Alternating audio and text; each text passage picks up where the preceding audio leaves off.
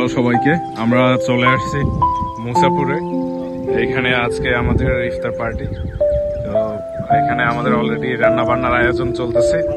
দেখা যাক এখানে দীপু ভাইয়া এবং বাজিদ কি নিয়ে ব্যস্ত। দীপু ভাইয়া তারাজ থেকে একটা স্লিম শট অর্ডার করছে, এটা বক শিকার করার জন্য স্পেশালি। কিন্তু এখানে আশেপাশে আমরা অনেক খোঁজাখুঁজির পরেও কোনো বক দেখতে পাচ্ছি না। বাজিদ এটা ফিক্স করতেছে। দেখা যাক আমরা কোনো বক আশেপাশে পাই কিনা, তখন এটা শিকারে আমরা নেমে পড়ব।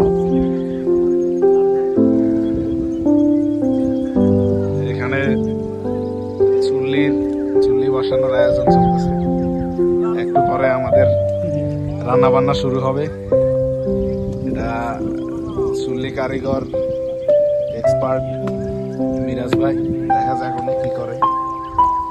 কি অবস্থা কারিগর সাহেব? দুই আন করে দিতে দিনান করে দিলে হয়তো।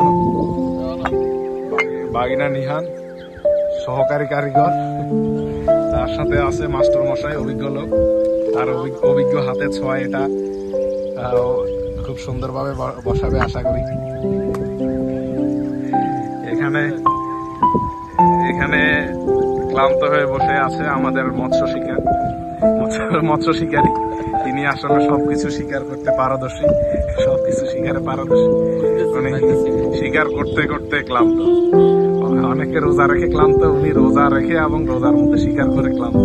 মৎস্য শিকার, আবার অন্য কিছু না।